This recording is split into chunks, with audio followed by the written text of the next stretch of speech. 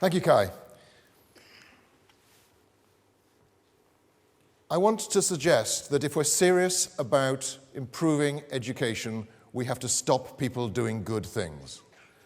I'll explain why I think that, hopefully within the next half an hour. Raising achievement matters. It matters for individuals and for society. For individuals, you get more money. If you have a degree in Germany, you earn 4% more. In America, it's 7% for males and 10% for females. In the United Kingdom, it's 13%. You'll be healthier. The OECD asked people, are you in good health? People who had left school at 16, 66% said yes. People who'd finished A-levels, 76% said yes. People who'd gone on to do a degree, 86% said they were in good health. You'll be healthier, and you will also live longer. Now, doing that research takes quite a while. I'm glad to see that some of you are awake this morning. Yes, you have to wait for people to die before you can estimate the impact of education on longevity. But the current estimates we have are that 1 year of education adds 1.7 years to life. It also matters to individuals. You have lower criminal justice costs for society, for lower criminal justice costs, lower healthcare costs, and increased economic growth. A recent OECD report estimated that if we could close the gap between our performance and Finland's performance on PISA, the Programme on International Student Assessment, by 25 points, halfway, the net present value to the UK economy would be £4 trillion. That is 3 times the cumulative national deficit, or another way to think about it, it's roughly the value of everything in Britain right now. These are high stakes. But we also need to understand that the world of work is changing in surprising ways. Which of the following categories of skill do you think has disappeared from the workplace most rapidly? Is it 1, routine manual? Is it 2, non-routine manual? Is it 3, routine cognitive? 4, complex communication? Or 5, expert thinking and problem solving? Can I ask you to vote by holding up the appropriate number of fingers? Which of those 5 categories of skill do you think has disappeared most rapidly? 1, 2, 3, 4, or 5? Thank you. Most of you, like me, assumed it must be 1. We hear about jobs being outsourced all the time. It's not. There's been a 14% rise in expert thinking and in complex communication, an 8% rise in expert thinking and problem solving. The fastest declining skill of all is routine cognitive. Why? Because although some jobs have been outsourced, more have been automated. Basically, computers are simpler than robots, and therefore we've been able to get rid of low-skill cognitive jobs more quickly than we've been able to get rid of routine manual jobs. The scary thing is this means that no-qualification jobs are disappearing rather rapidly. At the beginning of 2002, there were roughly 3 million no-qualification jobs in the UK economy. And by the end of 2008, there were only about 2 million. What this means is that in the UK economy, over the last 8 years, we have shedded 400 no-qualification jobs every single day. Now, as Bob Geldof said last night, we still make things in Britain. Britain is still the 6th largest manufacturer in the world. We were recently overtaken by Italy. They were very pleased about that. They gave it a special name. They called it Il Sorpasso, the overtaking. But we are still the 6th largest manufacturer in the world. We still make things. We just don't use so many human beings to do so. Back in 1978, about 7 million people were employed in manufacturing. Now, it's less than half of that. We are still the 6th largest manufacturer in the world, but whereas 20, 30, 40 years ago, you would have gone into a factory and seen 20 or 30 men working at milling machines and lathes, now there's one person programming 30 computer numerically controlled lathes.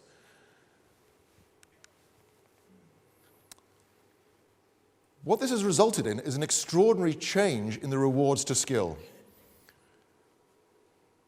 If you have a postgraduate qualification, in real terms in America, you will earn 28% more as a premium on your salary than you would have done in 1973. If you have a bachelor's degree, it's 20% more. The scariest thing of all is what's happened to high school dropouts, those people who leave school at 16. They have suffered a 16% real terms pay cut in the United States. That's really quite extraordinary when you think about it. If you're living in America today as a high school dropout, you are worse off in real terms than you would have been in 1978.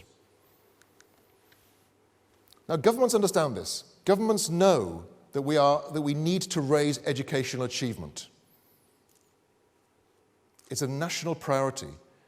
It's not just good, it's vital for our future economic prosperity. So they've tried lots of things. There's a widespread belief that private schools are good, but controlling for social class, students in the UK taught in classes of 13 in private schools learn the same as students taught in as classes of 25 in state schools. Private schools, the quality of teaching appears to be rather lower than in state schools. Second, charter schools. Letting schools free. In America, 17% of charter schools were better than the schools they replaced. Unfortunately, 37% were worse. So the net effect of introducing charter schools in the United States is slightly to lower educational achievement. National strategies. The national rollout of the national literacy and numeracy strategies in primary school resulted in a cost of £500 million and a net impact of one extra kid achieving level 4 per primary school per year. I worked it out, it would have been cheaper just to bung each of these kids £1,000 to pass the test.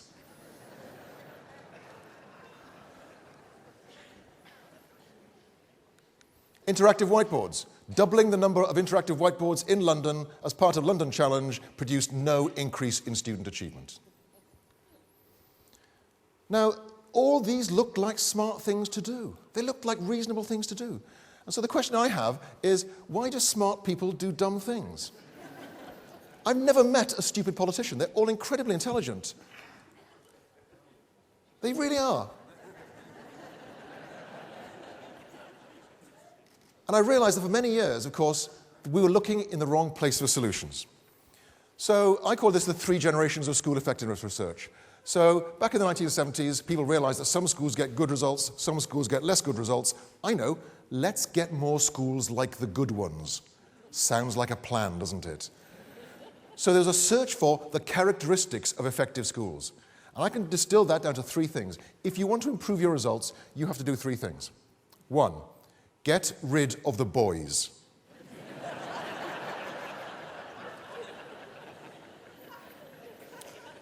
In every developed country now, girls are outperforming boys, so the more girls you've got in your school, the better you are going to look. Second, apparently become a Catholic school. But thirdly, and most importantly, move your school into a nice, leafy, suburban area. That will have more impact than everything else. You'll get nicer kids, you'll get more supportive parents, and you'll get parents who will pay for private tutors.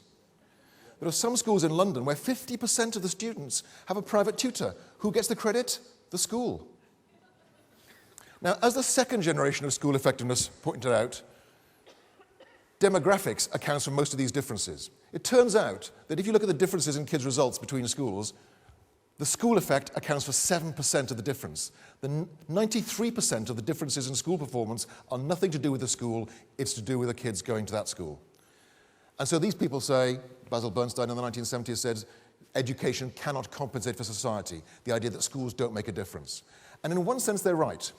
Because if you had 15 students in a class getting 5 A stars to C's in the so-called average school, in a so-called good school, only 17 would, and in a so-called bad school, 13 would. Now, these are important differences, but I think they're much smaller than most people imagine. If you saw the TV program about the Birmingham school choice issues, you know, parents were thinking, if I get my kid into the right school, they'll be set fair for life. And if I fail, they'll be blighted forever. And it just isn't so. As long as you go to school, and that's quite important, it doesn't matter very much which school you go to. But it does matter which teachers you get in that school. School-level differences in value-added are small. Teacher-level differences in value-added are huge. So the conclusion is that a school is effective when it's full of effective teachers. And that is quite a difficult thing to get our heads around. For many years, we've treated teachers as a commodity. We've pretended that all teachers are equally good. Now, I understand the teacher unions have done this because for solidarity, you want to keep everybody together. And more importantly, performance-related pay is actually impossible to do in principle. If we tested kids every year, give them a test at the end of year 7, year 8, year 9, year 10, and year 11, and in maths we find that they made the biggest jump in year 9, Would we give the Year 9 teacher a bonus? Well, maybe.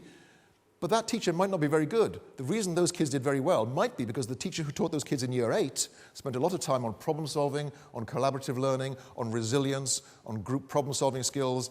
And because they spent so much time on that, the kids didn't do very well in the Year 8 test, but are now doing very well in Year 9, even though they have a useless teacher.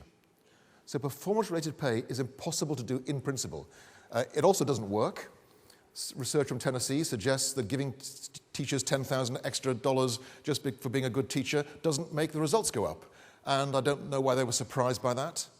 I mean, every teacher I've ever met is working as hard as they can. It's quite a perverse idea, isn't it? Well, I have this secret method of teaching fractions, but I'm not going to use it until you pay me more.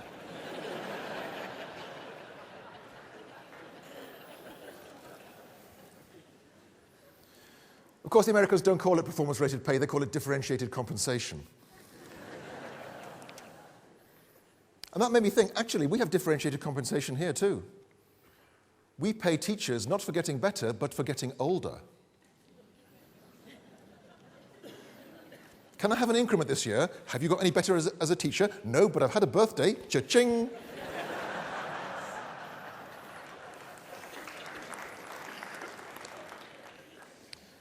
Politicians also like the idea that all teachers are equally good because it keeps the thing simple. We just have a bar. We want a well-qualified teacher in every classroom. I don't. I want a good teacher in every classroom. It's not the same thing. But it has resulted in the pursuit of policies with a very poor benefit-to-cost ratio. People like class size reduction, and I want to make it absolutely clear. People often accuse me of saying class size reduction doesn't work. That's not true. If any one of you is teaching a smaller class, you'll get better results. That's not the issue. The issue is this. We could actually raise student achievement by the equivalent of 4 months learning per year if we could actually reduce class size and replace teachers with equally good ones. It would cost us £20,000 per classroom per year. We'd have to build an extra 150,000 classrooms. But the more problematic one is replacing you. It's going to create new jobs. We would need an extra 150,000 teachers. And if they're as good as you, we will get that extra effect. But they won't be, because the reason we chose you rather than anybody else is because you're better than the people we rejected. If we added 150,000 weak teachers to the profession in order to reduce class size, we could reduce student learning by 5 months a year. So we could spend an extra £5 billion and lower student achievement. Talk about snatching defeat from the jaws of victory. We're only beginning recently to understand exactly how much a difference teachers make. Take a group of 50 teachers.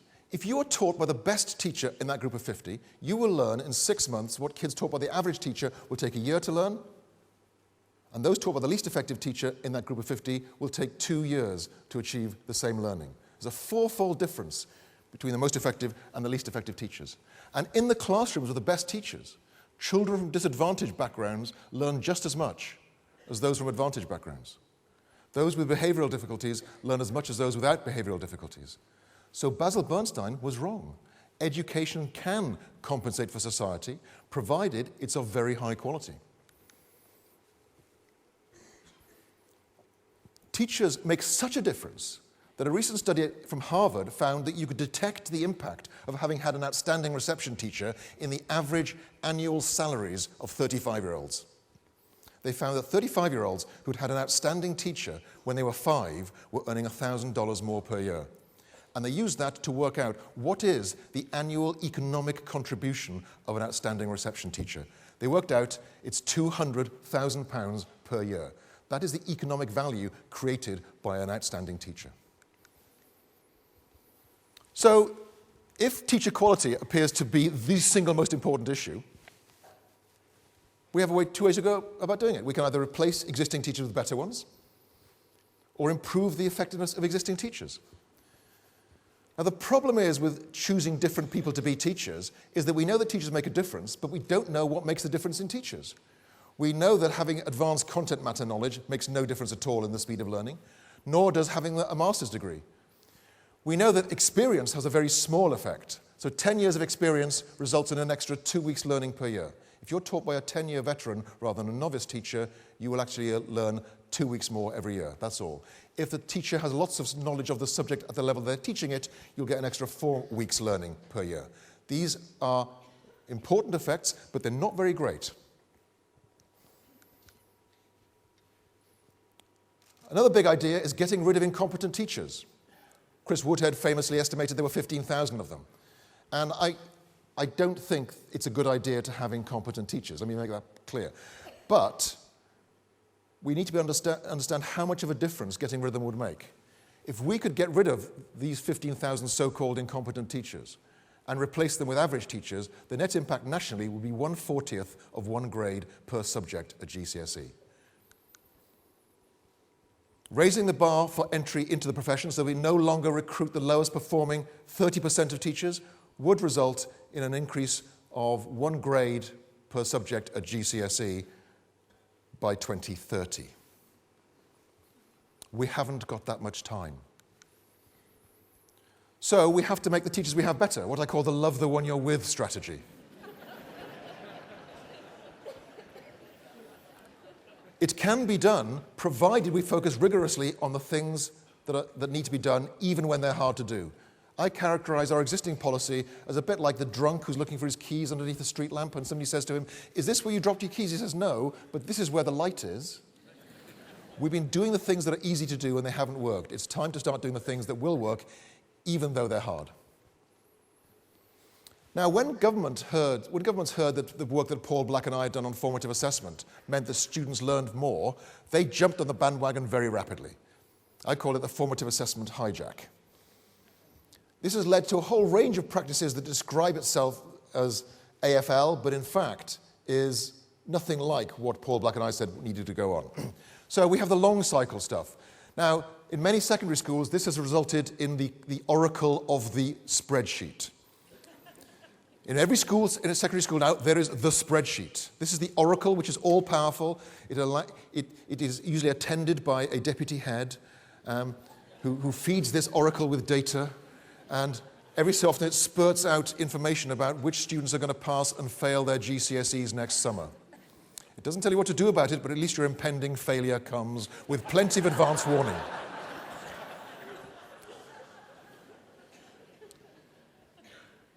The medium cycle stuff is almost as bad. I was in a school the other day and the head teacher said, "Did I want to see an AFL lesson?"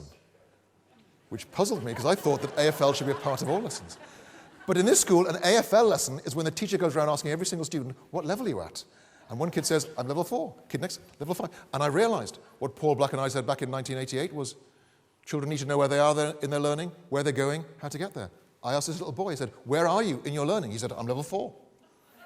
I said, "Where do you need to get to?" He said, "I need to be level 5.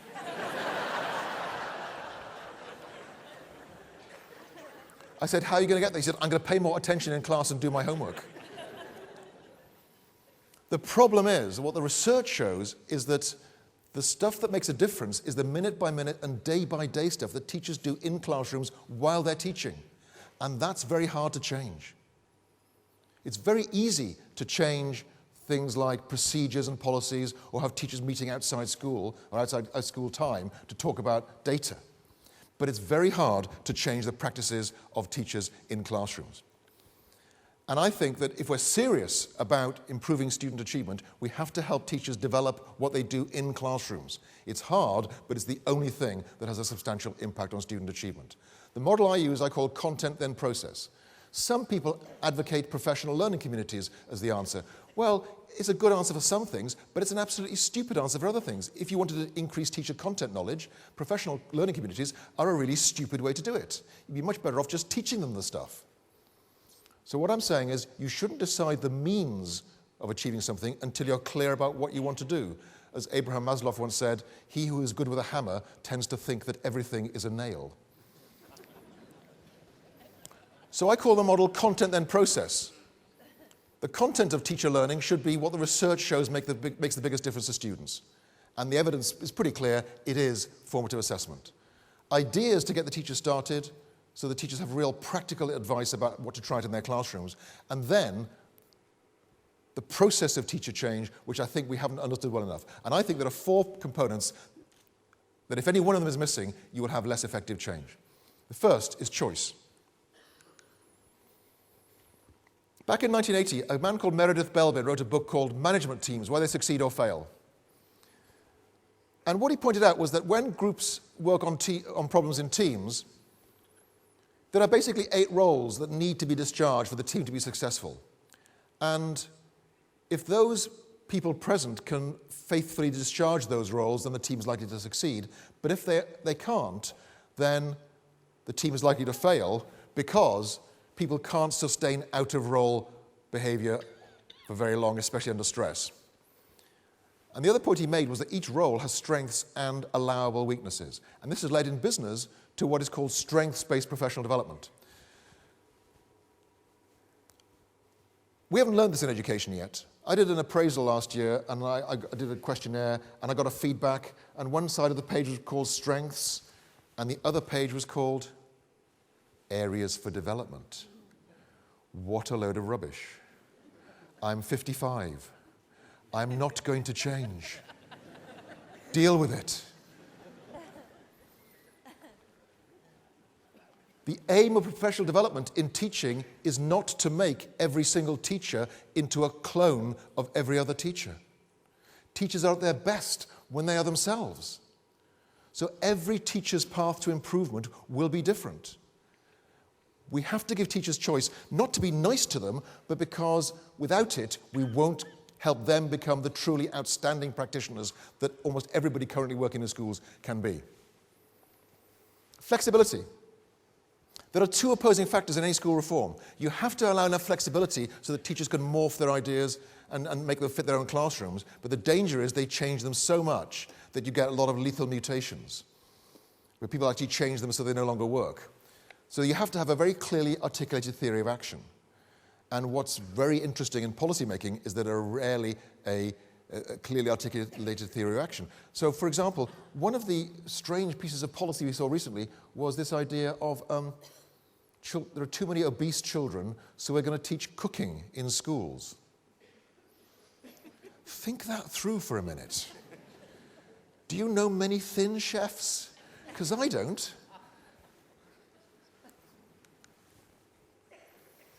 So there are strategies that teachers can use at the broad level, like giving feedback that moves learning forward.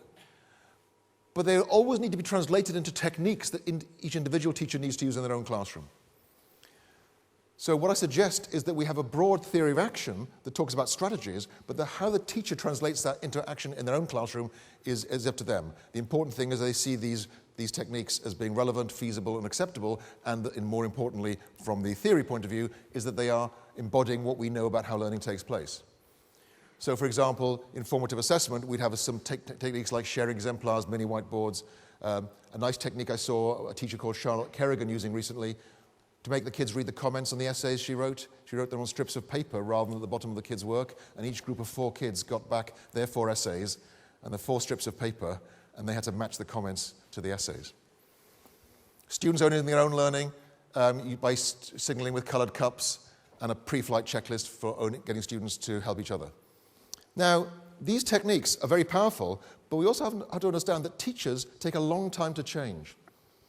There are some jokes around about how difficult teachers find change. You know the old light bulb jokes, like, how many psychoanalysts does it take to change a light bulb? 1, but the bulb has got to want to change. How many teachers does it take to change a light bulb? Change?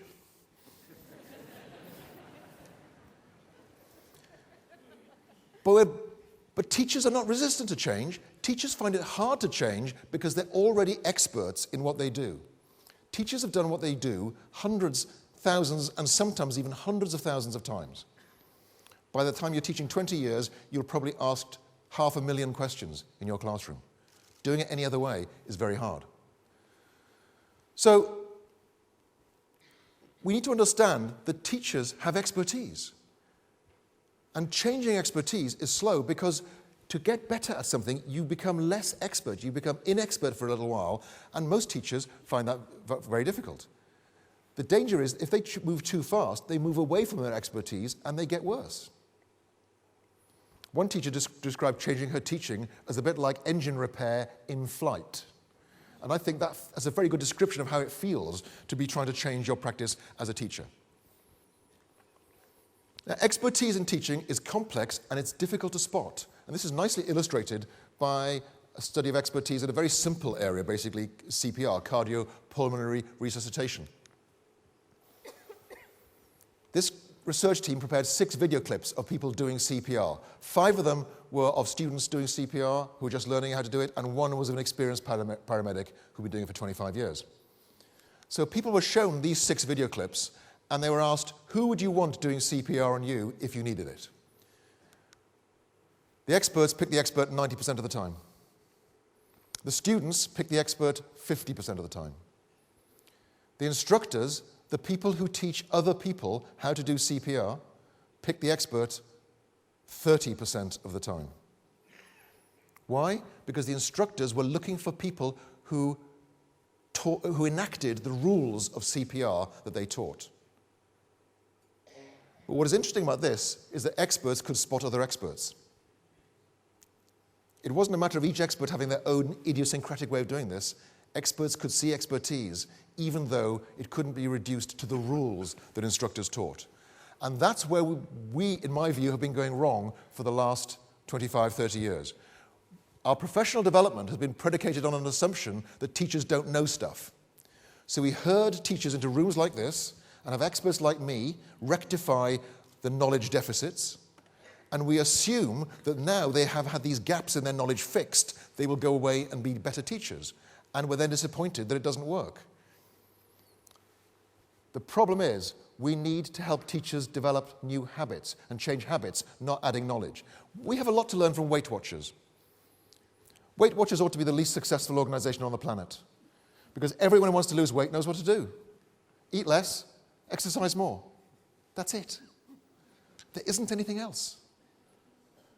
There isn't a third secret you get told by paying your money to Weight Watchers, that if you stir your cornflakes anti-clockwise, it'll convert all the dextrose into left-handed sugar molecules that are no longer absorbed by your body. I'm sorry, it's just eat less and exercise more. But what Weight Watchers have realized is that they're not in the knowledge-giving business, they're in the habit-changing business. And we, if we're serious about learning, need to get into the habit-changing business too. It doesn't happen automatically. We know this. The most experienced teachers are not the most productive. And this is where it gets very difficult. Because we have to get over to all teachers that they are failing. Every teacher I know fails on a daily basis. We have these such high aspirations for what our children can achieve. We teach these brilliant lessons. We take in their exercise books. We look at what they wrote, and we wonder what planet they were on when we were teaching this stuff, don't we? Our daily experience as teachers is a failure. You show me a teacher who does not believe that she's failing on a daily basis, and I will show you a teacher with low expectations of her students. Our daily experience of teaching is a failure, which is what makes it the best job in the world. Because you never get any good at it. At one time, Andre Previn was the highest paid film score composer in Hollywood, and one day he walked into his office and he quit. And somebody said, "Why do you quit this amazing job?" And he said, "I wasn't scared anymore." Every day he was going into his office knowing his job held no more challenges for him. This is not something you are ever going to have to worry about. This job of teaching is so hard that one lifetime isn't enough to master it. And so that's why we need to focus on teachers getting better. Not because they're not good enough, but because they can be even better. Basically, every teacher needs to improve until they retire or die. Because if they don't, it becomes a mental health issue for teachers. You see, if you don't believe you can be a better teacher tomorrow than you were today, then in the face of your inevitable failures, because this job is so difficult, what will you do? You will start blaming the students. What can you expect from these kids? So the most important thing for teachers' mental health is to believe that you can come back tomorrow and be a better teacher. We need to create time and space for teachers to reflect in a structured way and to learn from mistakes. Esther Dyson points out there's no excuse for making the same mistake over and over again, but there's also no excuse for not making any mistakes at all. Her motto is, always make new mistakes. But I think it was best summed up by Samuel Beckett in a book called Worsted Hoe, who said, ever tried, ever failed, no matter, try again, fail better. And I think that should be our motto as teachers. Now, nobody's got this right. Nobody has cracked this business of habit change. In teaching, we can't even agree about whether something like having a seating plan is a good idea. At least in hospitals, they agree that doctors should wash their hands. I mean, do you think doctors would agree that they need to wash their hands after contact with patients? Do you think they would agree that in a neonatal intensive care unit, for example? I'm sure that most of you would say yes, which is why it's rather depressing that in one study by Larson et al., the average compliance rate in one hospital was 29% in a neonatal intensive care unit. Do you think any of those people don't think it's important? No. It's very hard to change habits. And this is why this man here, Pareto, is so important. He was interested in the design of taxation systems. And he called a Pareto improvement anything which involves making one person better off without making anyone else worse off. And in business now, it's called Pareto analysis. It's looking at how much you're expending in terms of effort versus how much you're getting. The point that Pareto made is this. You have to, by and large, stop people doing good things to give them time to do even better things. Many heads, many leaders in schools, many ministers think that the way we can improve our schools is to get rid of waste, is to stop people doing unproductive things. Well, if you've been in a school recently, I haven't seen a single thing that's stupid or bad or unproductive. Almost everything that people do in schools is productive. Because people in education really want kids to succeed. Doug Lamoff says, teaching is incredible because it's one of those jobs where no amount of success is enough for the teacher. So everybody in schools is doing good things. So if you think you can actually improve your school by stopping waste, you're deluding yourself because there's hardly any. So the only way that you can make your schools better is to stop people doing good things to give them time to do even better things. And that's why leadership is so hard. It involves taking things away from people that they feel that are valuable and they are professionally invested in. So when I say to people, you need to spend less time marking, for example, and more time planning lessons, they say things like, are you saying what I'm doing is no good? No, I'm not. I'm just saying it's not as good as some other use you could make of that time. The other thing that I want to say about another kind of myth that is very valuable is sharing good practice. I think sharing good practice is actually a very dangerous idea. I think it's completely overblown. I think if you want to learn how to write a timetable, going to see how another school does it is quite useful.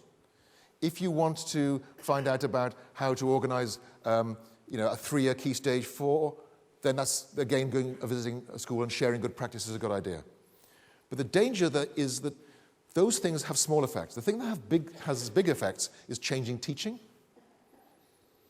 And in changing teaching, sharing good practice is a fundamental distraction. Because teachers are like magpies. They love picking up shiny little ideas from one classroom, taking it back to their classroom, trying it once, and then moving on to the next shiny idea.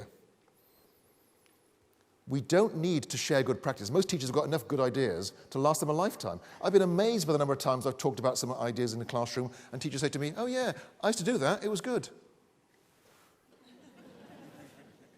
I used to do that, it was good, and I don't do it anymore because something else came along.